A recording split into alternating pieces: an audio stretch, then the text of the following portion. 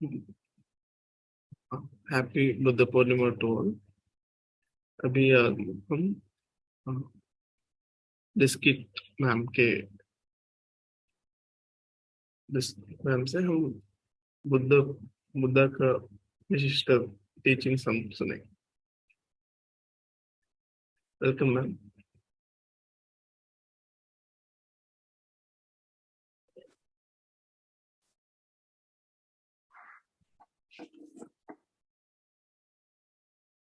प्रभु sir को आत्मा वंदन और आप सबको प्यार भरा नमस्कार। Thank you Suman sir. बुद्धम शरणम गच्छामि, धम्मम शरणम गच्छामि, संघम शरणम गच्छामि।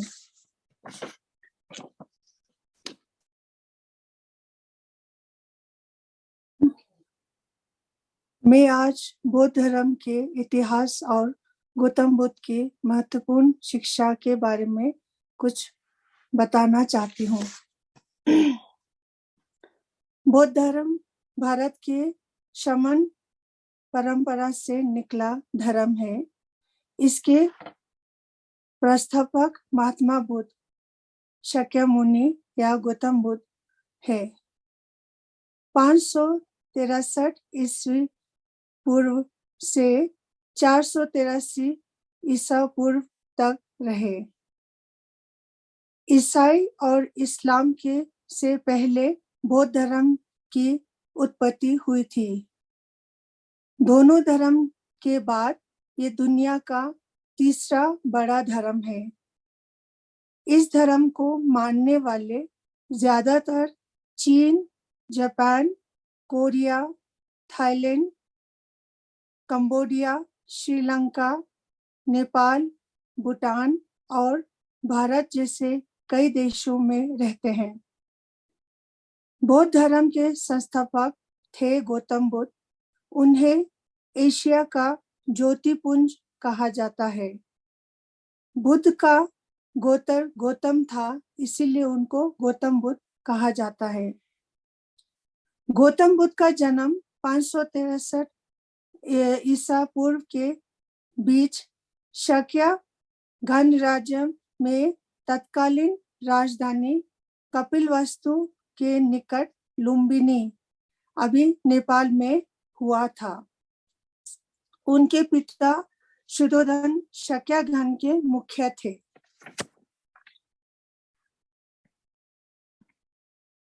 उनके बचपन का नाम सिद्धार्थ था। सिद्धार्थ यानी सिद्धि प्राप्त के लिए जन्मा हो। सिद्धार्थ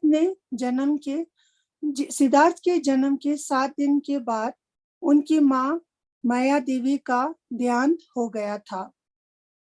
सिद्धार्थ ने सौतेली माँ, जो उनकी मौसी थी, प्रजापति गौतमी ने उनको पाला। सिद्धार्थ के बारे में भविष्यवाणी हुई थी, जिसमें कहा था कि अगर राजकुमार सिद्धार्थ राजपद संभालते हैं तो ये महान चक्रवर्ती राजा बनेंगे। अगर सन्यासी बने तो दुनिया को मार्ग दिखाने वाले बड़े महापुरुष बनेंगे। उनके पिता राजा शुद्धोधन चाहते थे कि वो सम्राट बने, इसलिए उन्होंने सिद्धार्थ को दुख, दर्द जैसे मृत्यु, बुढ़ापा और रोग पर उनकी कभी नजर न पड़े ऐसी अवस्था की थी।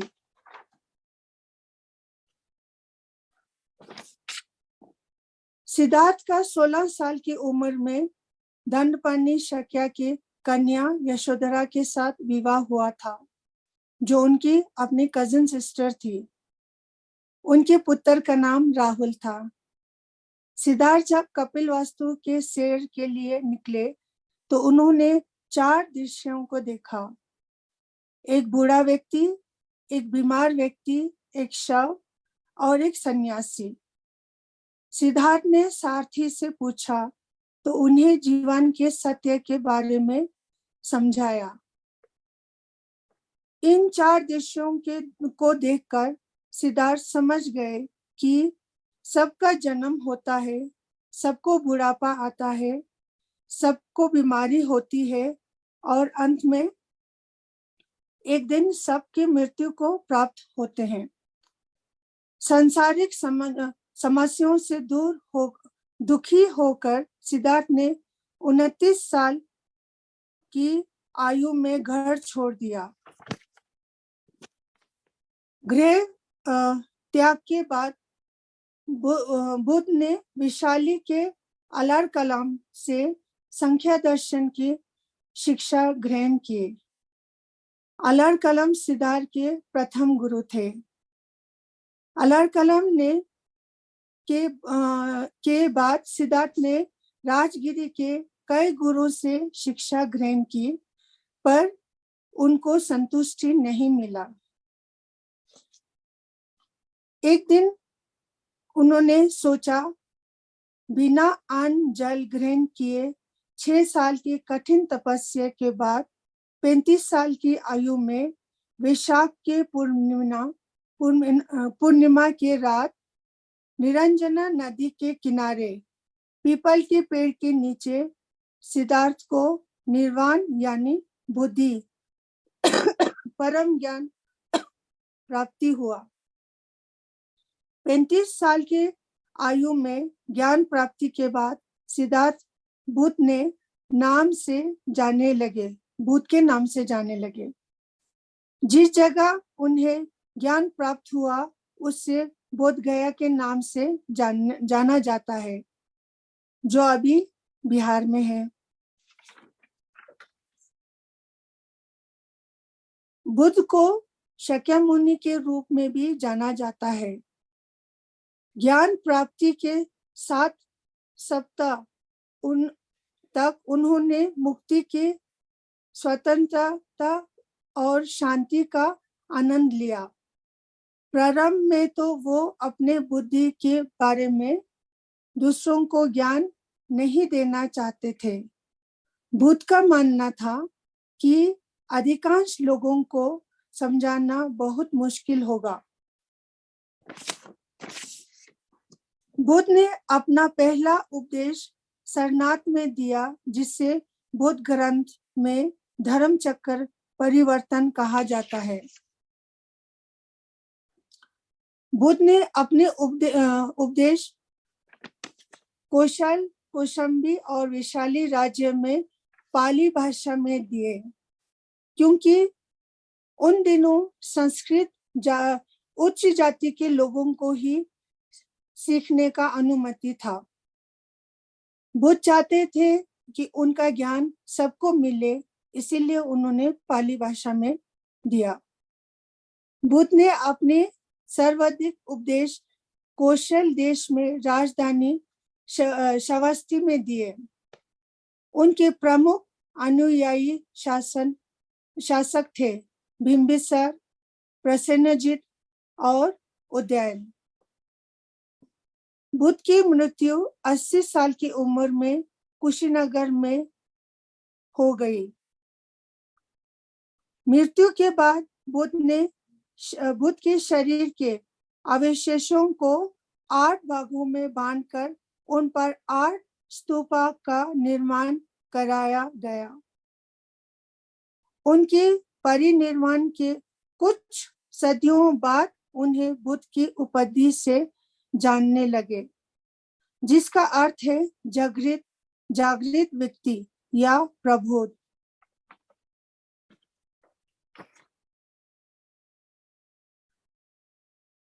बौद्ध धर्म अनिश्वरवादी है। वो कर्म में विश्वास करते हैं। जैसे हम कर्म करते हैं वैसे हमें मिलता है। इसमें भगवान का कोई रोल नहीं होता। आपने अच्छा कर्म किया और वो कर्म का चलता रहता है। बौद्ध धर्म में पुनर्जन्म की मान्यता है। जब तक हमें एनलाइटनमेंट नहीं मिलता, निर्वाण नहीं मिलता, हम जन्म और मरण के चक्कर में पड़े रहते हैं।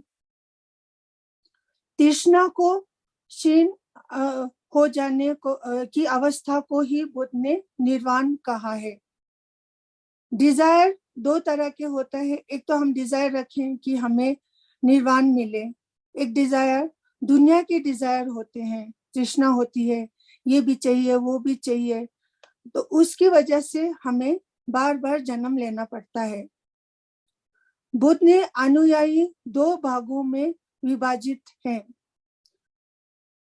बुद्ध के फॉलोवर्स दो तरह के होते हैं। एक तो भिक्षुक है जिनको मंक या नन भी कहते हैं।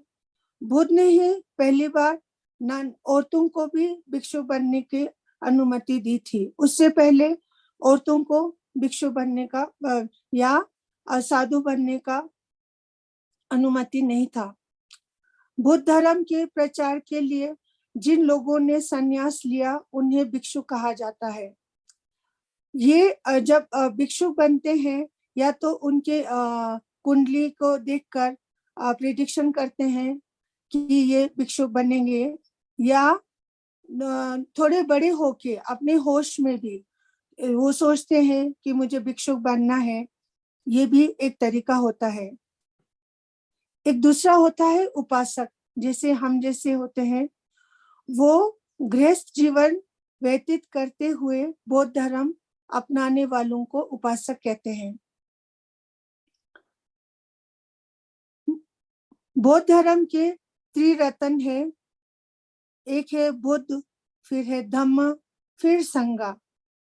हम कहते हैं बुद्धम शरणम गच्छामि, मैं बुद्ध के शरण में जाती हूँ। धम्मम शरणम गच्छामि, मैं धम्मा की शरण में जाती हूँ जो बुद्ध ने सिखाया। संगम शरणम गच्छामि, जो संघ के शरण में जाती हूँ जो इस ज्ञान को फॉलो करते हैं। बौद्ध धर्म दो भागों में विभाजित हो गया, हीनयाना, महायाना।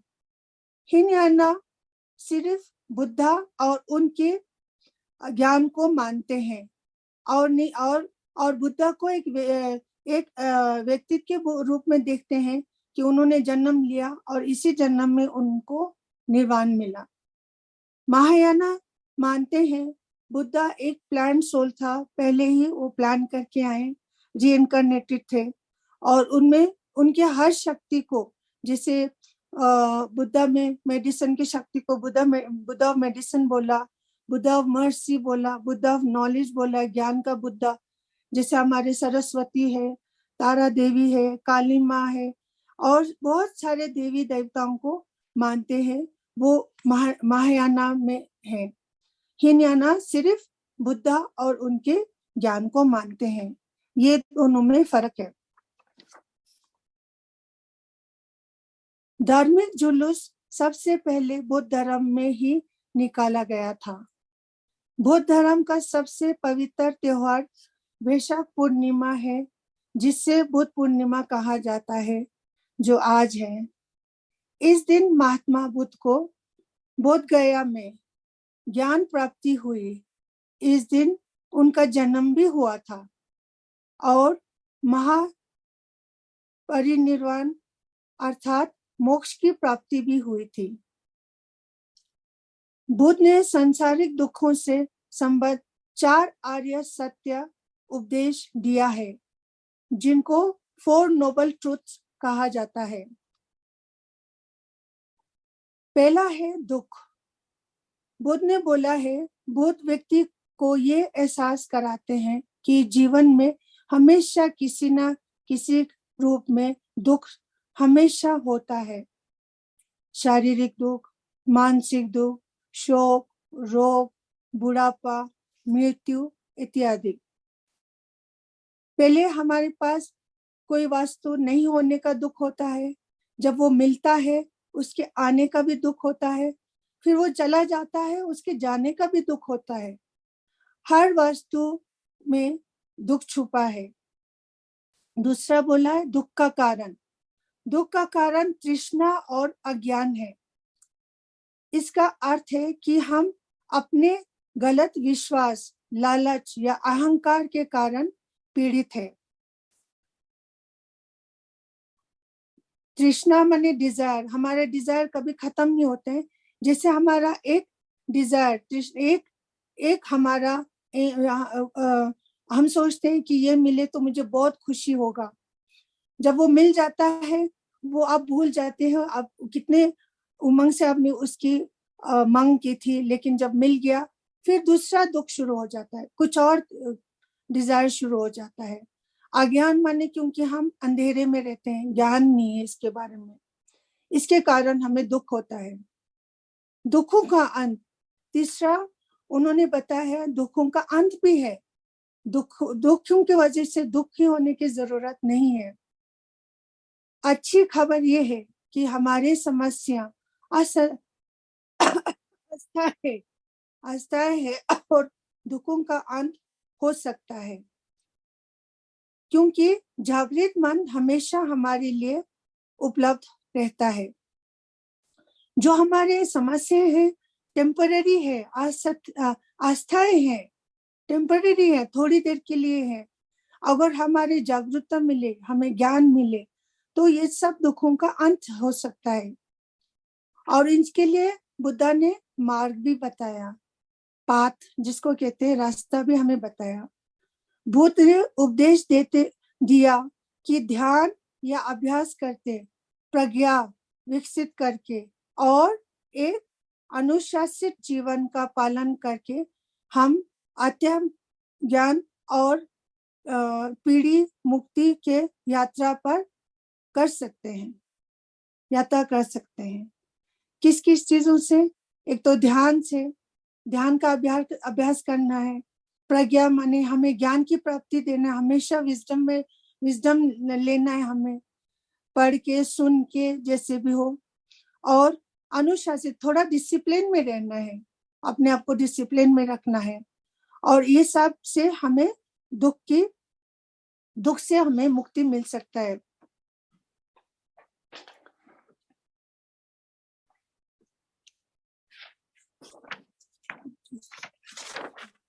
संसारिक दुखों से मुक्ति के लिए बुद्ध ने अष्टांगिक मार्ग बात कही है। अष्टांगिक मार्ग होता है 8-fold पाथ, जो बुद्ध ने हमें दिखाया है कि हमें दुखों से कैसे मुक्ति मिल सकती है। उन्होंने पहला बताया सम्यक दृष्टि। सम्यक होता है राइट, सही दृष्टि माने व्यू, लेकिन उन्होंने एक और शब्द भी यूज किया राइट के जगह, सुटेबल व्यू। क्योंकि सुटेबल क्यों यूज किया? कि जैसे कोई व्यक्ति है, वो मंक या नन बनना चाहते हैं, तो उनकी दृष्टि थोड़ा अलग होगा। और जो हम संसार में रह के उनको फॉलो करना चाहते हैं, उनका दृष्टि थोड़ा अलग होगा। तो उन्होंने इनको सुटेबल शब्द भी यूज किया। तो पहला है सम्यक दृष्टि, वस्तुओं के यथार्थ स्वरूप को जानना ही सम्यक दृष्टि है। वस्तु कोई भी हो, जैसे हो, उसका सच्चाई से उसको देखना ही सम्यक दृष्टि है। सम्यक संकल्प, एम, पर्पस हमारी जिंदगी का सही होना चाहिए, राइट पर्पस होना चाहिए। उसके लिए आस्तिक, द्वेष तथा हिंसा से मुक्त विचार रखना ही सम्यक संकल्प है। ग्रजेस नहीं रखना, अपने विचार को हमेशा शुद्ध रखना, उसको ही हम राइट एम कहेंगे। सम्यक वाक माने स्पीच या वर्ड्स, राइट स्पीच। वर्ड्स हमारे एनर्जी होता है। प्रबोध सर भी बहुत जोर देते हैं अपने शब्दों को हमेशा पॉजिटिव रखना, कभी नेगेटिव नहीं बोलना। जैसे हम गुडाकेशा में आके कई लोगों को शारीरिक प्रॉब्लम होते हैं, यहाँ दर्द है, वहाँ दर्द है, हमें ये बोलना है दर्द ठीक हो रहा है, हम गुडाकेशा कर पा रहे हैं, हम आज 2 घंटे किया, कल 3 घंटे किया, धीरे धीरे पूरे रात हम जाग के गुडाकेशा कर रहे हैं। कर नहीं पा रहे हैं, कभी नहीं बोलना है, हमेशा वर्ड्स को, क्योंकि वर्ड्स एनर्जी है और हमेशा आपके वर्ड्स जो हैं वो सही आपका तथास्तु हो जाता है। सदा सत्य, मधुर वाणी का प्रयोग करना ही सम्यक वाक है। एक तो सच बोलना है और मधुर वाणी बोलना, मधुर वाणी का प्रयोग करना है। फिर बुद्ध ने चौथा बताया सम्यक कर्मत। कर्मत माने राइट डीड्स, जो आप कर्म करते हैं, क्या कर्म करते हैं उसका आपको बहुत जागरूकता से करना है, कोई भी कर्म करे। इसका आर्य अच्छे कर्मों में सनलगन होने तथा बुरे कर्मों के परित्याग से है। बुरे कर्मों को छोड़ना है, अच्छे कर्मों को अपनाना है। पांचवा उन्होंने बताया सम्यक आजीव। आजीव माने लिवलीहुड, राइट लिवलीहुड। आप कहते हैं जैसे धन वैसे अन्न वैसे मन। कैसे आपके घर में धन आ रहा है, सिर्फ आपको फर्क नहीं पड़ेगा, आपके पूरे परिवार को फर्क पड़ेगा। और आप जिनको भी वो धन का धन के किसी को भी उसको उसके थ्रू आप मदद करेंगे, उनको भी फर्क पड़ेगा। इसीलिए कहते हैं जो धन आता है उसी से अन्न आता है, हमारा खाने पीने का सारा वस्तु आता है, वो उसी खाने से हमारा मन बनता है। इसीलिए विशुद्ध रूप से सदाचरण से जीवन यापन करना ही सम्यक आजीव है। तो हमें राइट लिवलीहुड का बहुत ध्यान रखना है। सम्यक व्यायाम, राइट एफर्ट्स, अकुशल अनस्किल्ड धर्मों का त्याग तथा कुशल धर्मों का अनुसरण के सम्यक व्यायाम है। राइट एफर्ट जरूरी है। नंबर 7वें नंबर पे है सम्यक स्मृति, थॉट अलर्टनेस, राइट थॉट। क्योंकि जो थॉट है हमारा, वही हमारा हर चीज का बेस है, हर चीज का नींव जो है वो थॉट है। कहते हैं, अब तो साइंस भी मानते हैं कि हम जैसे हम नेगेटिव थॉट में रह रह के हमारे बॉडी में टॉक्सिन्स ग्रो होते हैं, वो टॉक्सिन्स इकट्ठे होके बीमारी का रूप लेते हैं। तो हमें हमेशा अलर्ट रहना है, केयरफुल रहना है हमेशा। और प्रबोध सर भी बोलते हैं जैसे थॉट आते हैं उसको चेंज करना है आपको, या थोड़ा सा मुस्कुरा के, थोड़ा सा हंस के, या कुछ ध्यान इधर उधर करके उस नेगेटिव थॉट को उसी तरह जैसे एक छींक की तरह उस थॉट को जाने देना है। और उस थॉट को आपको क्योंकि उसमें बहुत सारे हमारे एनर्जी जाता है।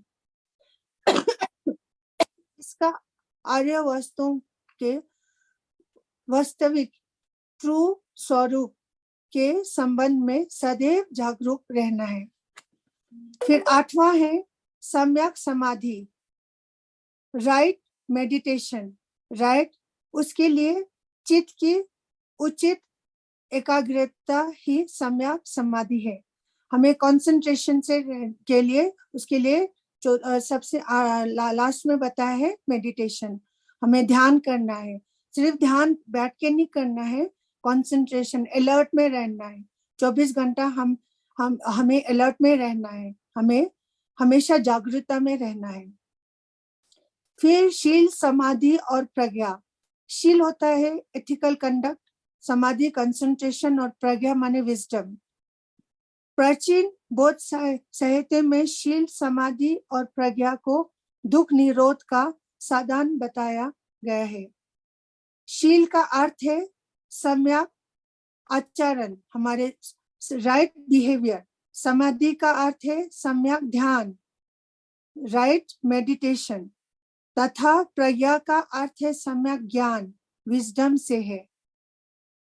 अष्टांगिक मार्ग को इन्हीं के अंतर्गत रखा गया है। इन 3 चीजों को के बेस पे, शील, समाधि और प्रज्ञा के बेस पे 8 नोबल ट्रूथ बताया गया है। बुद्ध ने निर्वाण प्राप्ति के लिए 10 चीजों पर जोर दिया है। उसमें पहला है अहिंसा। अहिंसा, एक तो हम अहिंसा करते किसी को मारना फिजिकल होता है, शारीरिक होता है। एक अहिंसा थॉट से भी होता है।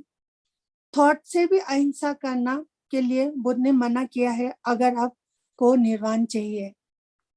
सत्य, सत्य तो इतना बताया है कि हमेशा सत्य बोलना है। उन्होंने यहाँ तक बोला कि अगर हम 10 रुपए की चीज को बोलेंगे कि कोई पूछेंगे कितने का लिया, हम बोलेंगे 11 का लिया, तो वो भी झूठ हो जाता है। तो चोरी ना करना, चोरी करने का सटल पोर्शन यहाँ तक बताया कि अगर हमें किसी का कोई चीज पसंद आ जाए, ठीक है, और हम बोलेंगे ये बहुत अच्छा है, बहुत अच्छा है, और वो व्यक्ति मजबूरन आपको देना पड़े वो चीज क्योंकि आपको वो चीज इतना पसंद आया, लेकिन वो मन से नहीं चाहते हैं कि आपको दें, क्योंकि आपकी वजह से वो दे रहे हैं, तो वो भी चोरी माना गया है क्योंकि उन्होंने मन से नहीं दिया और आपने उनको एक तरह का छीना है। तो इतना ध्यान रखना है। बाकी चोरी तो छोड़िए, किसी भी प्रकार की संपत्ति का ना रखना। लेकिन इसमें बुद्ध ने बोला है हमेशा मध्यम मार्ग का उपदेश दिया है। ये 5 तो हम उपासक लोगों के लिए है और 5 है जो भिक्षु लोगों के लिए है, और इसमें हम उपासक लोगों के लिए शराब का सेवन कभी मना किया है। अब तो जानते हैं शराब पीने से जो व्यक्ति सोचते हैं मैं कभी ये बुरा काम नहीं करूंगा या करूंगी, शराब पीने के बाद वो काम भी कर लेते हैं जो होश में रह के उनको लगता है वो गलत है।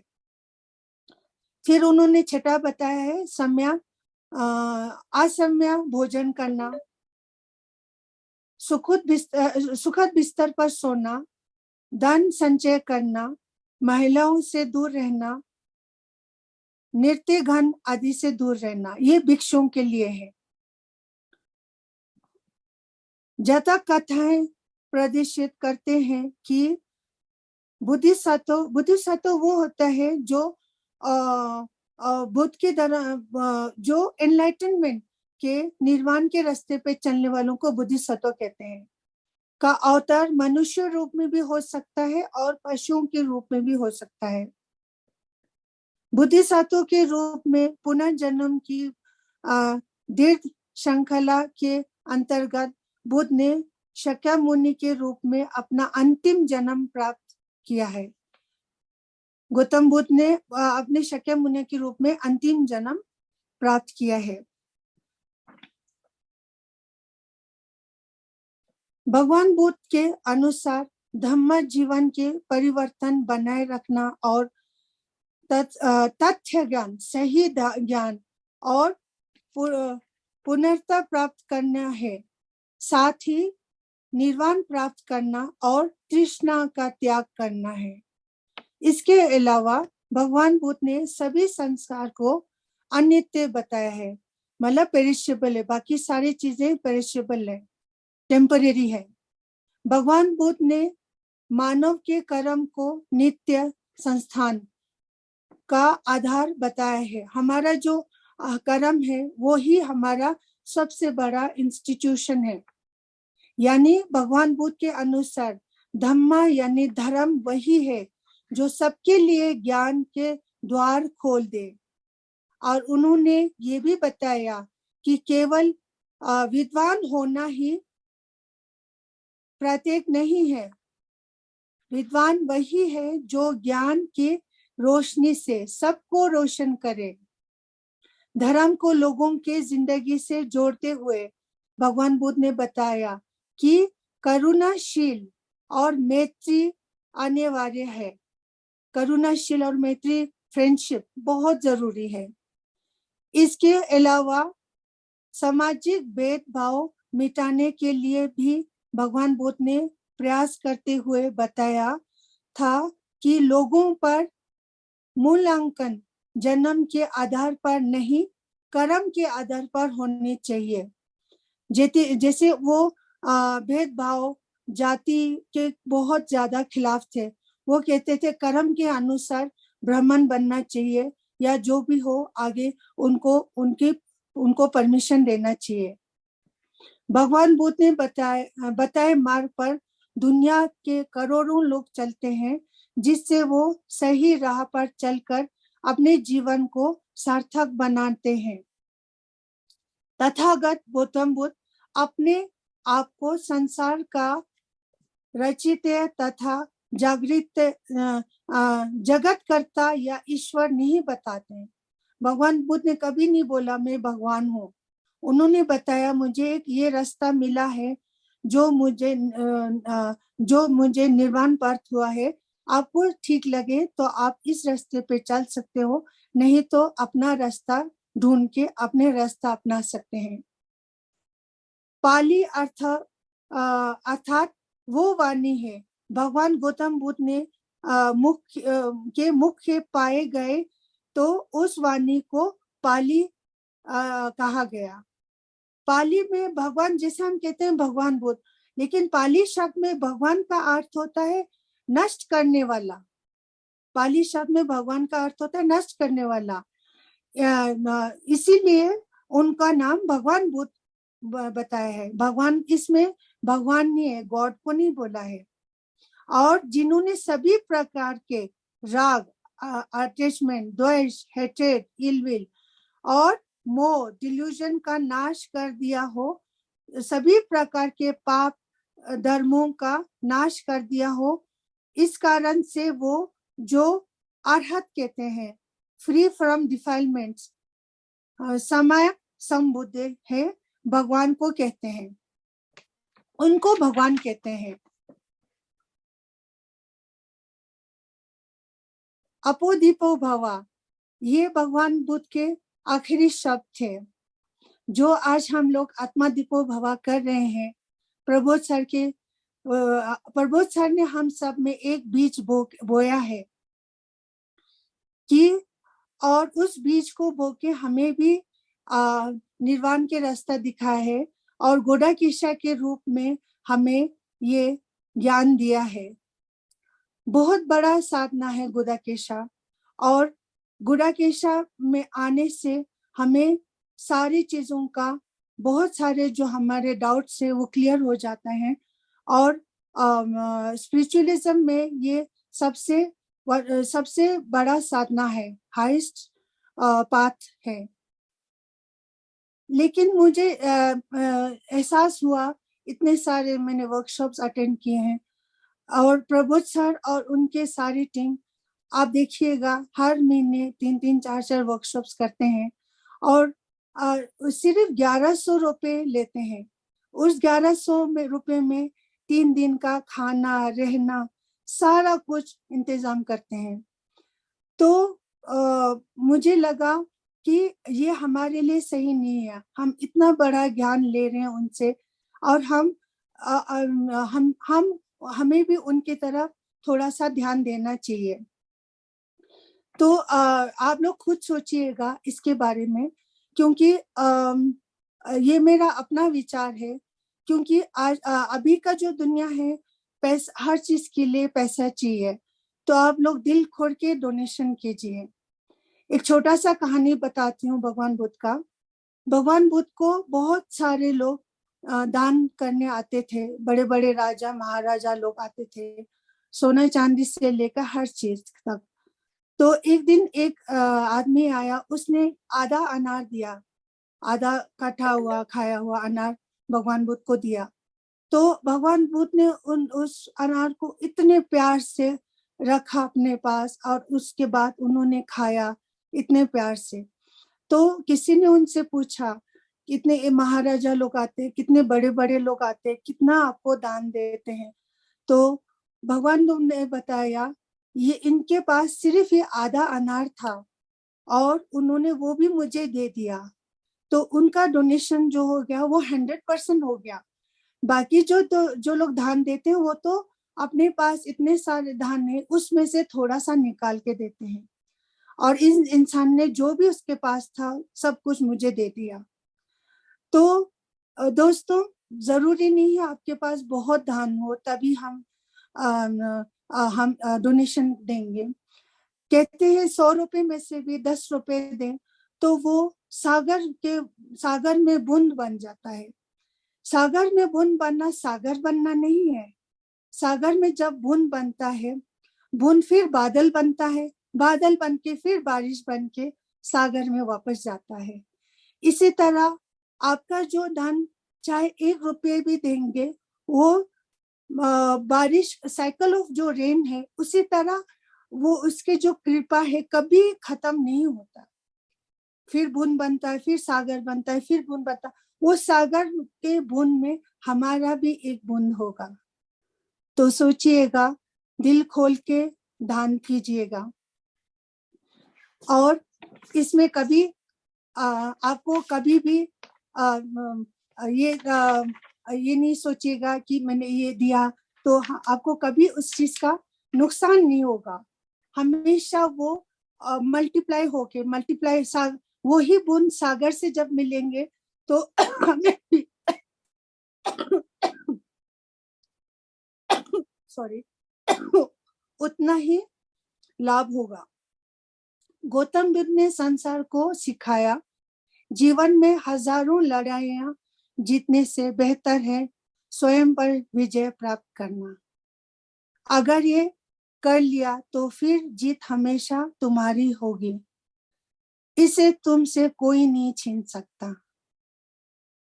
इसी के साथ मैं अपने वाणी को विराम देती हूँ। आप सबको बुद्ध पूर्णिमा की हार्दिक शुभकामनाएं। आपको, आपके परिवार को, आपके पूरे जगत को बहुत बहुत धन्यवाद मुझे ये मौका देने के लिए। प्रबोध मास्टर को आत्मा वंदन और gratitude gratitude gratitude. Thank you, thank you, thank you. Thank you.